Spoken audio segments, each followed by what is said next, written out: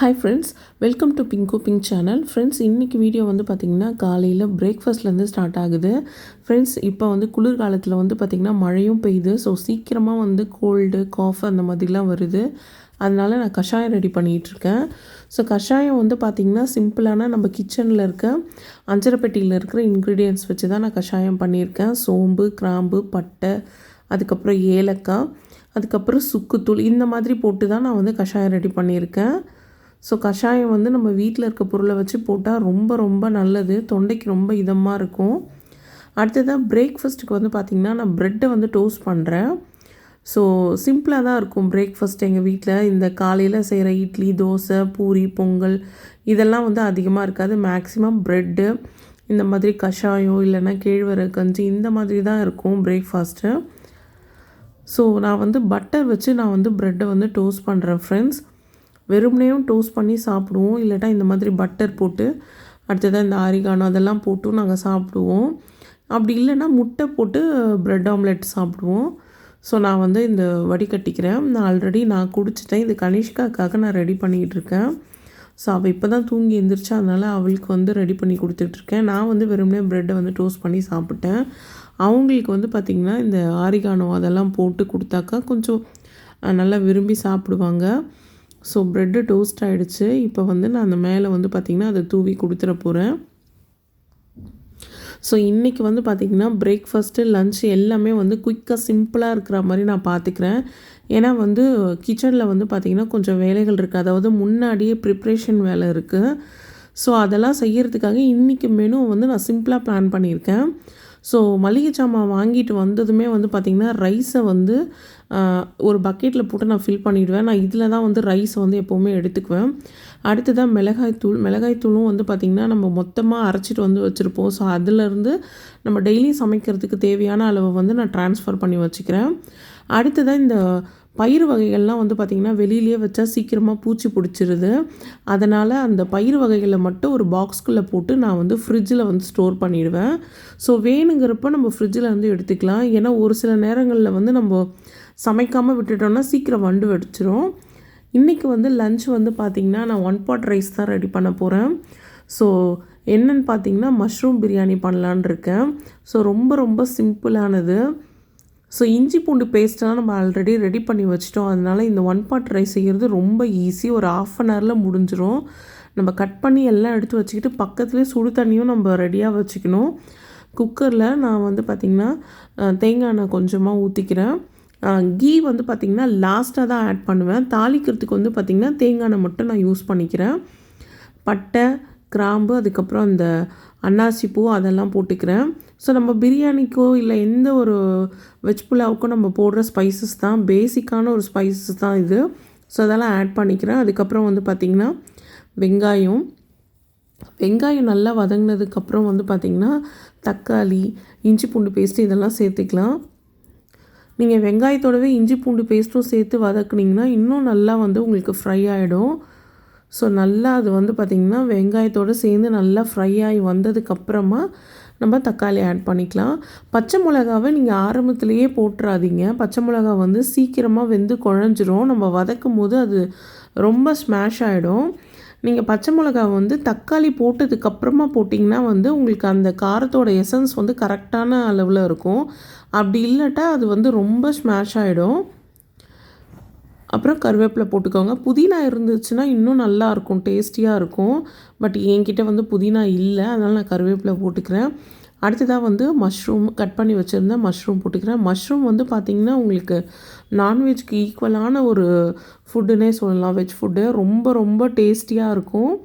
அந்த ஸ்மெல் வந்து பார்த்திங்கன்னா நம்ம பிரியாணி சாப்பிட்ற ஒரு ஃபீலிங்கை நமக்கு கொடுக்கும் இந்த மஷ்ரூமு.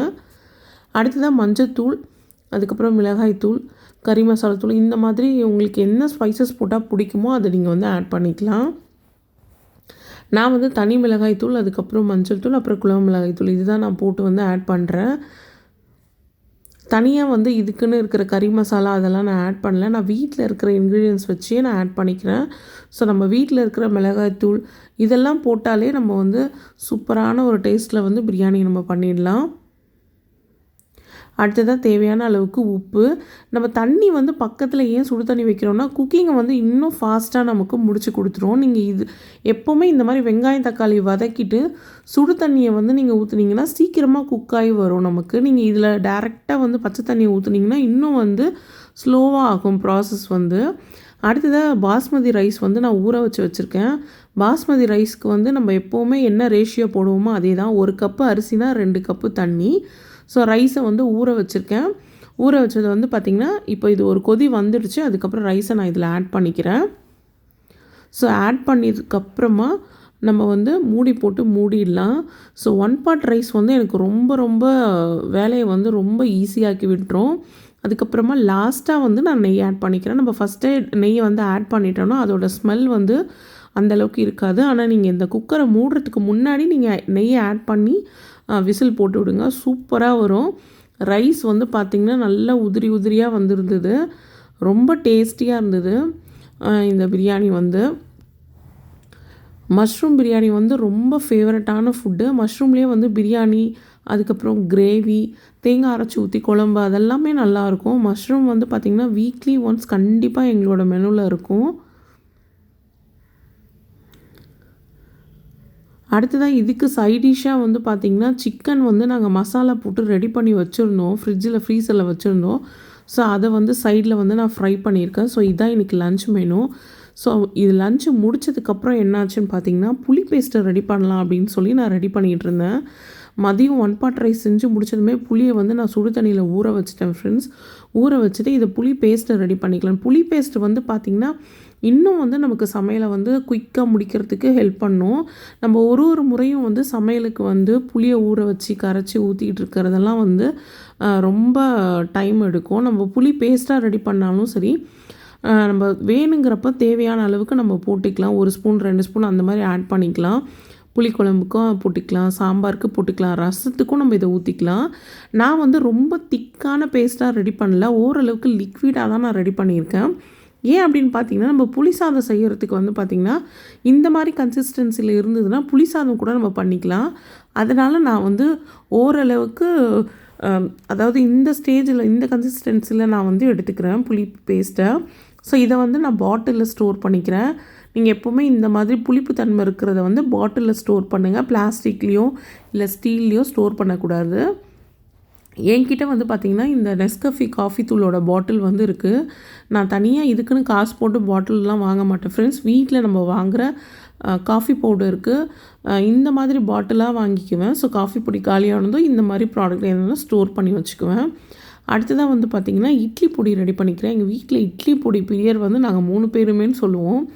தோசை, இட்லி எதுவாக இருந்தாலும் சரி இட்லி பொடி இல்லாமல் எங்களுக்கு டிஃபன் சாப்பிடவே முடியாது. இட்லி பொடி வந்து பார்த்திங்கன்னா சாப்பாட்டுக்கும் போட்டு சாப்பிட்டுக்குவோம். குழம்பு இல்லாத டைம் வந்து பார்த்திங்கன்னா சுடு சாதத்தில் இந்த பொடி போட்டு நெய் போட்டு கூட சாப்பிடுவோம். ரொம்ப ரொம்ப பிடிக்கும். ஸோ இதுக்கு வந்து பார்த்திங்கன்னா 1 கப்பு கடலைப்பருப்பு, 1 கப்பு உளுந்து இந்த மாதிரி ரேஷியோவில் எடுத்துக்கிறேன் நான். ஃப்ரெண்ட்ஸ், இட்லி பொடி வந்து நம்ம கடையில் வாங்குறத விட வீட்லேயே வந்து நம்ம ரெடி பண்ணிக்கிறது தான் ரொம்ப ரொம்ப ஹெல்த்தியும் கூட. ஸோ எமர்ஜென்சிக்கு நம்ம வாங்கிக்கலாம். மற்றபடி நமக்கு இந்த மாதிரி டைம் இருக்கிறப்ப வீட்லேயே செஞ்சு வச்சுக்கலாம். ஸோ இதெல்லாம் வந்து பார்த்திங்கன்னா மளிகை சாமான் வாங்கிட்டு வந்ததுமே நான் இதெல்லாம் ரெடி பண்ணி வச்சுருவேன். ஸோ அப்போ தான் வந்து நமக்கு குக்கிங் வந்து பார்த்திங்கன்னா ரொம்ப ஃபாஸ்ட்டாக முடிஞ்சிடும், ஈஸியாகவும் இருக்கும். எந்த ஒரு லஞ்சும் டிஃபனும் நம்ம ரெடி பண்ணுறோம் அப்படின்னா அதுக்கேற்ற இன்க்ரீடியன்ஸ் எல்லாம் கரெக்டாக இருந்ததுன்னா நமக்கு வந்து கிச்சனில் போய் ஒரு சலிப்பே இல்லாமல் நம்ம வேலை செஞ்சுட்டு வந்துடலாம். ஸோ இட்லி பொடி ரெடி ஆகிடுச்சு. ஸோ இதுக்கு வந்து பார்த்திங்கன்னா பெருங்காயம், பூண்டு வந்து சேர்த்திங்கன்னா இன்னும் நல்லா வாசமாக இருக்கும்.